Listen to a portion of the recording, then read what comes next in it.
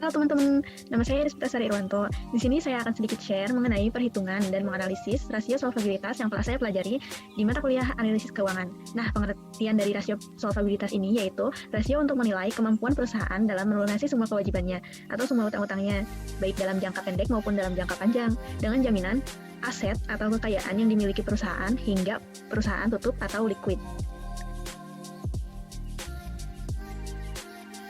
Nah, di sini saya sudah memiliki data-data perusahaan Wijaya Karya atau Wika ini untuk menganalisis rasio solvabilitas. Pertama-tama, harus ada akun-akun penting ini, yaitu aset, liabilitas jangka panjang, ekuitas, penjualan dan pendapatan usaha yang dapat dilihat dari laporan laba rugi dan beban bunga.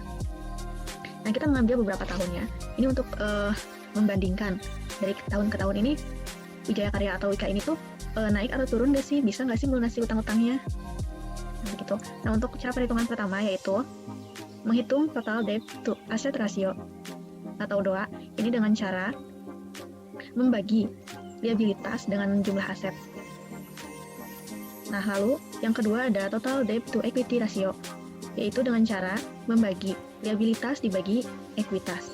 Yang ketiga ada long term debt to equity ratio dengan cara membagi liabilitas jangka panjang dibagi ekuitas. Yang terakhir, ada time interest unit to ratio, yaitu membagi penjualan dibagi beban bunga. Nah, sudah terlihat kan hasil dari tahun ke tahunnya? Pada dua ini, mengapa tahun 2015-nya ada dua? Karena perusahaan Wijaya Karya ini memiliki laporan keuangan yang berbeda. Yang 2015 ini tuh laporan keuangan pada awal tahun dan 2015 ini pada akhir tahun.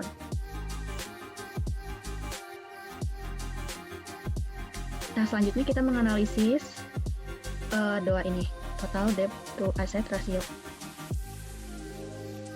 Dari analisis pendapat saya, nah, DOA ini tuh pada perusahaan Wika ini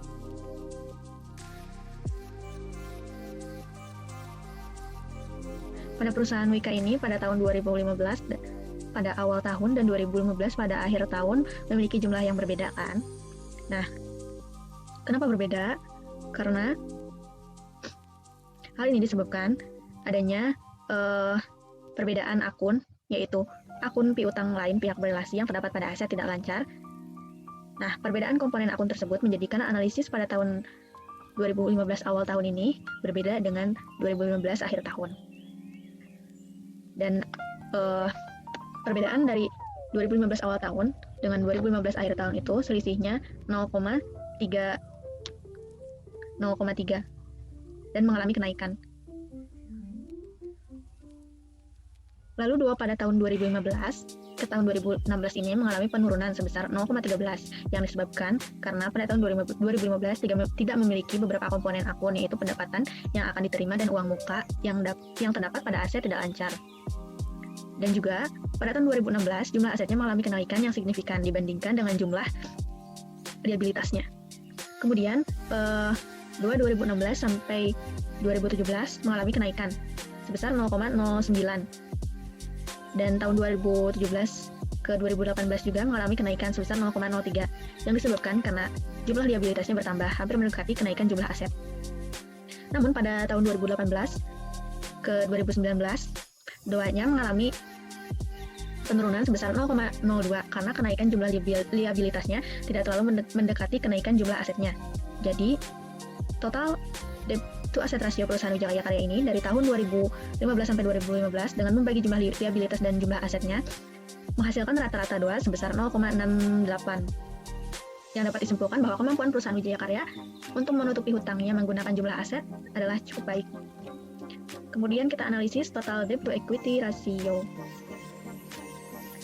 Nah, dari ini mengukur seberapa jauh sih perusahaan dibiayai oleh hutang dan kemampuan perusahaan untuk memenuhi kewajibannya dengan ekuitas yang dimiliki.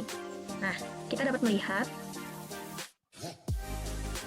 dari tahun ke tahun ya, dari tahun 2015 sampai 2019. Nah, pada tahun 2015, perusahaan Wika memiliki DER sebesar 2,26 dan 2,60 pada akhir tahun 2015. Nah, jumlah tersebut tergolong sangat baik karena perusahaan dapat mengembalikan dana yang dipinjam atau liabilitasnya sebanyak 3 kali jika dibulatkan. Nah, berbeda dengan tahun berikutnya, yaitu tahun 2016, perusahaan dapat mengembalikan dana yang dipinjamnya hanya sebanyak 1 kali. Dapat dilihat total daripada 2016 itu 1,46 jika dibulatkan 1 kali jadi 1. Lalu pada tahun 2017, tahun 2018, dan tahun 2019, perusahaan dapat mengembalikan dana yang dipinjam hanya sebanyak 2 kali pengembalian. Ini dibulatkan menjadi 2 ya. Nah, hal ini berarti perusahaan dapat melunasi atau mengembalikan hutangnya dengan sangat baik. Lalu, analisis long term debt to equity ratio atau bisa dibilang atau disingkat jadi LTDR. LTDER. Nah, rasio yang bisa digunakan untuk mengetahui seberapa besar modal usaha dibiayai oleh hutang jangka panjang. Nah, perusahaan Wika ini pada tahun 2015 memiliki LTDER yang lebih dari 0,5, yaitu sebesar 0,52 dan 0,66 pada 2015. Yang berarti perusahaan memiliki hutang jangka panjang sebesar setengah dari jumlah ekuitas yang dimiliki. Nah, pada tahun 2016 dan tahun 2017, perusahaan memiliki LTDER yang kurang dari 0,5, yaitu sebesar 0,29 dan 0,35. Yang berarti bahwa perusahaan memiliki hutang yang tidak lebih dari setengah jumlah ekuitas yang dimiliki tahun tersebut, tetapi memiliki jumlah ekuitas yang 2 kali lipat dibandingkan tahun 2015. Nah, hal ini menunjukkan bahwa perusahaan tidak menerima atau tidak membuat hutang jangka panjang yang banyak. Dengan rasio kurang dari 0,5 tersebut, perusahaan tidak terlalu mengembangkan perusahaan dengan liabilitas jangka panjang. Namun pada tahun 2018 dan tahun 2019, perusahaan menerima atau membuat hutang jangka panjangnya meningkat 2 kali lipat daripada 2017 dan 2018. Maaf, dan 2016. Nah, pada tahun 2018 ini, LTDER hampir mendekati 1, dan jika dibulatkan 1, yaitu sebesar 0,80, yang berarti bahwa perusahaan memiliki jumlah liabilitas jangka panjangnya yang hampir menutupi jumlah ekuitas yang dimiliki. Nah, hal tersebut tidak baik untuk perusahaan karena dapat memicu terjadinya kerugian untuk perusahaan, apalagi untuk para investor. Yang terakhir, kita analisis time interest earned ratio. Nah, rasio yang digunakan untuk menilai atau mengukur kemampuan dari perusahaan dalam membayar biaya bunga dari kewajibannya. Semakin tinggi rasio, maka akan semakin besar pula kemampuan perusahaan untuk membayar bunga hutangnya. Hal ini bisa menjadi tolak ukur untuk mendapatkan tambahan pinjaman dari kreditor. Sebaliknya, apabila nilai rasio ini rendah, maka akan semakin rendah juga kemampuan perusahaan untuk melunasi bunga pinjamannya.